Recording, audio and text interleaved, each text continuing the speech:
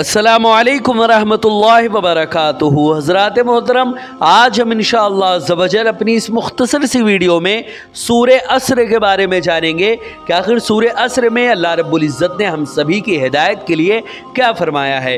हज़रात मोहतरम, सूरे अस्र कुरान मुक़द्दस की सबसे छोटी सूरतों में से एक है और इसकी फ़जीलत और इसकी अहमियत बहुत ज़्यादा है। अल्लाह रब्बुल इज़्ज़त ने इस छोटी सी सूरत में ज़िंदगी का पूरा उसूल बयान कर दिया कि जिसने भी अमले सालेह किया और फिर उसके बाद हक और सब्र के साथ जुड़ा रहा तो अल्लाह रब्बुल इज़्ज़त उसको कौन कौन सी नेमतें अता फरमाता है। आज इन्हीं सब बातों के बारे में हम जानेंगे। वीडियो पसंद आए तो वीडियो को लाइक करें, शेयर करें और अगर हमारे मोहम्मदी चैनल पर नए आए हों तो इसे ज़रूर सब्सक्राइब करके बेल आइकन को भी ज़रूर दबाएं ताकि इस तरह की तमाम इंफॉर्मेटिव वीडियोज़ आप तक ज़रूर पहुँचे। हज़रात मोहतरम, जैसा कि आप लोगों को मालूम है कि हम इसी तरह दावत व तबलीग और दीन के काम को बराबर अंजाम दे रहे हैं। इसी मकसद के पेश नज़र हमने एक मदरसा और एक जामा मस्जिद की बाज़ाब्ता बुनियाद डाली है। आप में से कोई भी अगर हमारे मदरसे, मस्जिद या दीन के काम में डोनेट करना चाहे और हमें सपोर्ट करना चाहे तो ज़कात, सदका, फितरा, अतिया, हदिया या किसी भी तरह का डोनेशन आप हमारे मदरसे, मस्जिद या दीन के काम में डोनेट करना चाहें तो आप डोनेट कर सकते हैं। इनके नंबर और लिंक इस वीडियो की स्क्रीन और डिस्क्रिप्शन में है। आप जाएं और जो भी अल्लाह के रास्ते में डोनेट करना चाहें आप डोनेट कर सकते हैं। हज़रात मोहतरम, अल्लाह रब्बुल इज़्ज़त ने कुरान मुक़द्दस में इरशाद फरमाया, वल अस्र इन्नल इंसान लफ़ी खुस्र इल्लल्लज़ीना आमनु व अमिलुस्सालिहाति व तवासौ बिल हक़्क़ि व तवासौ बिस्सब्र। हज़रात मोहतरम, इसका मतलब और इसका जो ट्रांसलेशन है वो साफ साफ ये है कि ज़माने की कसम, ईमान वाले, नेक अमल करने वाले, हक की वसीयत करने वाले और सब्र की तलकीन करने वालों के सिवा पूरे इंसान घाटे में हैं। हज़रात मोहतरम, इस सूरत में ख़ास तौर पर दर्ज झेल चीज़ों का बयान हुआ है। वल अस्र यानी वक्त और ज़माना। हज़रत इब्न अब्बास रज़ियल्लाहु ताला अन्हु की रिवायत है, उसमें यही माना मुराद है। हज़रत अबू मुस्लिम का कौल है कि अस्र से मुराद दिन के दोनों हिस्से यानी सुबह शाम हैं। हज़रत हसन फरमाते हैं कि असर से मुराद ज़वाल से लेकर गुरूब तक का वक्त है। हज़रत क़तादा कहते हैं कि दिन का आखिरी हिस्सा इससे मुराद है। हज़रात मोहतरम, अल्लाह दिन के उस हिस्से की कसम खाकर बंदे को तंबीह फरमा रहा है कि अब बाज़ार का वक्त ख़त्म होने वाला है, कमाने का वक्त ख़त्म हो रहा है। अभी भी खामोश बैठे रहे और कुछ कमाए बगैर घर लौटे तो बच्चे अपना हक मांगेंगे और तुम्हें शर्मिंदगी का सामना करना पड़ेगा। ऐसे ही दुनिया का वक्त क़यामत से पहले बहुत करीब है। तुमने अभी तक उस घर के लिए तैयारी नहीं की है, हालांकि तुम्हें खूब मालूम है कि कल उन तमाम नेमतों का तुमसे सवाल होगा जो तुम्हें दुनिया में दी गई थी। इसी तरह बंदों के साथ तुम्हारे मामलात के बारे में भी तुमसे पूछा जाएगा। हर ज़ाहिरो यानी जितनी भी चीज़ें अल्लाह रब्बुल इज़्ज़त ने, जितनी भी नेमतें अल्लाह ने तुमको दी है, हर चीज़ के बारे में तुमसे पूछा जाएगा। हर मज़लूम को उसका हक दिलवाया जाएगा। उस वक्त तुम खसारे और घाटे में ही होगे। हज़रात मोहतरम, आगे अल्लाह ने फरमाया अल इंसान, यानी उसके बाद एक लफ्ज़ इसमें है इंसान। इंसान से मुराद जिनसे इंसान है जिसमें मोमिन, मुशरिक सब शरीक हैं, या फिर इंसान से मुराद ख़ास इंसान यानी काफिर मुराद हैं। अगर जिनसे इंसान मुराद हो तो ऐसी सूरत में सबसे ज़्यादा नुकसान उठाने वाला वो काफिर होगा जो अल्लाह की इबादत में किसी को शरीक ठहराए, और कम नुकसान वाला वो मोमिन होगा जो अमले सालेह के साथ बुराई की भी आमेजिश करे। उसके बाद एक और लफ्ज़ है खुस्र। इस लफ्ज़ का माना है असल माल का ख़त्म होना या उसमें नुकसान होना। लफ्ज़ खुस्र में तनवीन ताज़ीम के लिए है, जिसका माना ऐसा नुकसान है जिसकी हकीकत सिर्फ अल्लाह को मालूम हो। हज़रात मोहतरम, अल्लामा फ़खरुद्दीन राज़ी इस आयत के ज़िम्न में लिखते हैं कि हर शख्स घाटे और नुकसान में मुब्तला है, क्योंकि इंसान की असल पूंजी उसकी ज़िंदगी है जो तेज़ी के साथ गुजर रही है।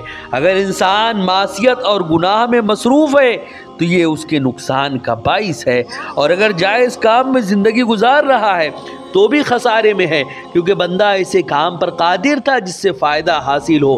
कुदरत के बावजूद बेफ़ायदा काम में लगे रहना नुकसानदेह है। हाँ, अगर ताअत व इबादत में बंदा ज़िंदगी गुजारे तो इबादत की कैफियत मुख्तलिफ होती है जिसकी कोई हद नहीं है। अगर आला और उम्दा कैफियत के साथ इबादत कर सकता था लेकिन उसके बावजूद इस तरीके को छोड़ दिया तो ये भी एक किस्म का नुकसान है। हज़रात मोहतरम, इसी तरह उसके आगे अल्लाह ने फरमाया इल्लल्लज़ीना आमनू, यानी मोमिनीन, यानी वो लोग जो अल्लाह की तस्दीक और वहदानियत का इकरार करते हैं। ईमान यानी हुजूर सल्लल्लाहु अलैहि वसल्लम के पास से जो कुछ, ईमान आखिर कहते किसे हैं, अब ज़रा वो समात करें। हुजूर सल्लल्लाहु अलैहि वसल्लम अल्लाह के पास से जो कुछ लेकर आए उन तमाम की तमाम बातों को, उन तमाम की इस तरह तस्दीक करना कि ज़र्रा बराबर भी शक की कोई गुंजाइश ना हो, ये होता है ईमान। उसके आगे अल्लाह ने फरमाया वामिलुस सालिहात, सालिहीन। अब अमले सालेह और जो कुछ अल्लाह ने उनके ज़िम्मे लाजिम किया है उसे अंजाम देते हैं और हराम कामों से बचते हैं। आखिर अमले सालेह क्या है, ज़रा वो समात करें। यानी ऐसे अमल जिसके अंदर किसी तरह का फसाद और ख़राबी ना हो, न रिया का उसमें शामिल, यानी ना उसमें रिया दाखिल हो और ना ही सुमा का दखल हो। इसी तरह न जन्नत की तलब हो, न जहन्नम से बचने का डर हो, क्या जहन्नम से बचने के लिए ये जहन्नम के खौफ से ये सब कर रहे हो, ऐसा भी ना हो। ऐसे अमल को अमल सालेह कहा जाता है। इसी तरह एक मकाम पे अल्लाह रब्बुल इज़्ज़त ने इरशाद फरमाया वमा उमिरु इल्ला लिअब्दुल्लाह मुखलिसीन लहुद्दीन हुनफा।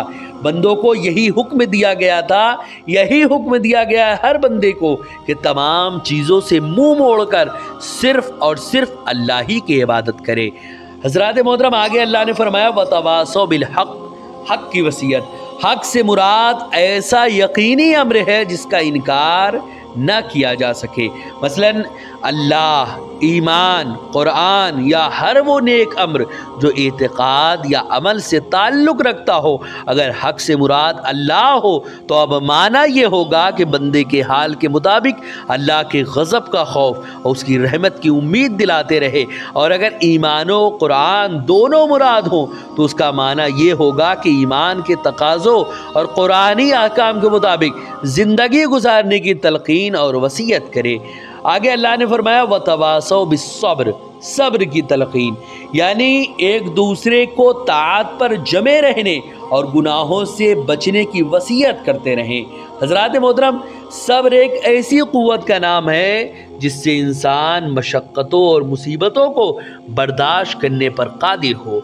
हज़रात मोहतरम, देलमी ने हज़रत अली रज़ी अल्लाह ताला अन्हु से रिवायत किया कि रसूल अकरम सल्लल्लाहु अलैहि वसल्लम ने इरशाद फरमाया कि सब्र की 3 किस्में हैं। पहला, मुसीबतों पर सब्र करना, दूसरा ताअत व बंदगी पर जमे रहना और तीसरा गुनाहों से अलग रहना।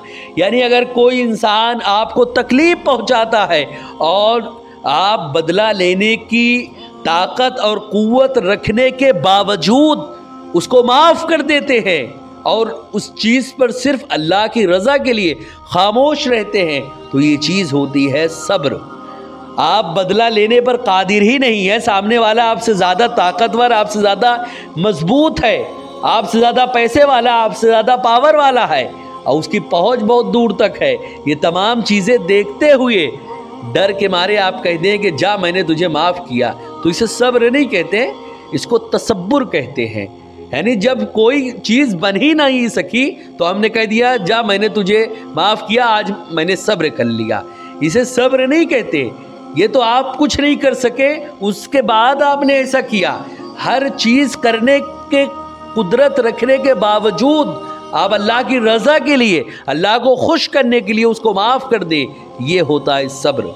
हज़रात मोहतरम, इसी तरह ताअत व बंदगी पर जमे रहना, यानी अल्लाह रब्बुल इज़्ज़त ने और हुजूर सल्लल्लाहु अलैहि वसल्लम ने जो भी अहकाम हम सभी के लिए नाजिल फरमाए हैं आखिरी सांस तक, उन सभी बातों पर अमल करते रहना और उन्हीं पर डटे रहना, ये होता है ताअत व बंदगी का सब्र।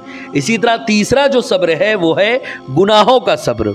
तीसरा जो सब्र है वो है गुनाहों से अलग रहना, यानी जिस चीज़ से अल्लाह और रसूल ने मना फरमाया है, जिस चीज़ के बारे में फरमाया कि उससे दूर रहना, उन तमाम चीज़ों से अपने आप को दूर रखना, ये भी सब्र है, यानी गुनाहों से अलग रहना। हज़रात मोहतरम, जो अपनी तिजारत में नुकसान उठाने वाले नहीं हैं, उनके अंदर 4 सिफतें मौजूद होती हैं: ईमान, दूसरा अमल सालेह, तीसरा हक़ की वसीयत और चौथा सब्र की तलकीन। खसारे और नुकसान से बचने के लिए महज ईमान और अमल काफ़ी नहीं है, बल्कि उनके साथ साथ एक दूसरे को खैर की दावत और सब्र की तलकीन करना भी ज़रूरी है। हज़रात मोहतरम, अल्लाह रब्बुल इज़्ज़त ने ज़माने की कसम खाकर इंसानियत की हलाकत व नजात और नफ़ा व नुकसान को इस सूरत में बयान फरमाया कि हलाकत इंसान का मुक़द्दर है, वो कभी भी उससे नहीं बच सकता, क्योंकि हर लम्हा इंसान पर अल्लाह की नेमतें नाजिल होती रहती हैं, जिसमें वाज़ेह दलील नफ्स इंसानी यानी सांस है, और जाहिर है कि बंदा हर सांस के बदले शुक्र अदा करने से मजबूर है। लेकिन उसके बावजूद अल्लाह ने महज अपनी रहमत से हमें ये दर्स दिया कि अगर जो है उन खूबियों का तुम हामिल हो जाओ तो तुम्हारी बुराइयां भलाइयों में बदल जाएंगी। गौर करने से ये भी मालूम होता है कि अल्लाह ने ज़माने की कसम खाकर ये वाज़ेह इशारा कर दिया कि एक पुरअमन और मुनज़्ज़म माशरे का वजूद उसी वक्त मुमकिन है जब हर शख्स एक अल्लाह को हाकिम, मालिक और मुतसर्रिफ माने, फिर उसी के हुक्म के मुताबिक अमल करे और अमल की तलकीन करे, तो यकीनन ये बातें उसके लिए दुनिया और आखिरत दोनों में अमन व अमान की ज़ामिन होगी। ऐ अल्लाह, हम सब को मोमिनीन और सालिहीन और साबिरीन की सफ़ में शामिल फरमा। हज़रात मोहतरम, ये है सूरे असर के बारे में चंद बातें कि आखिर इन आयतों का मतलब क्या होता है और इन आयतों का मफ़हूम क्या होता है। हज़रात मोहतरम, ये चंद बातें थी। वीडियो पसंद आए तो वीडियो को लाइक करें, शेयर करें, और अगर हमारे मोहम्मदी चैनल पर नए आए हों तो इसे ज़रूर सब्सक्राइब करके बेल आइकन को भी ज़रूर दबाएं, ताकि इस तरह की तमाम इन्फॉर्मेटिव वीडियोज़ आप तक ज़रूर पहुँचे। हज़रात मोहतरम, आपसे गुजारिश है कि हमारे चैनल पर जितनी भी वीडियोज़ हैं आप ख़ुद भी देखें, अपने दोस्तों, अहबाब, रिश्तेदार और मिलने जुलने वालों को भी ज़रूर शेयर करें। अस्सलामु अलैकुम वरहमतुल्लाहि वबरकातुहू।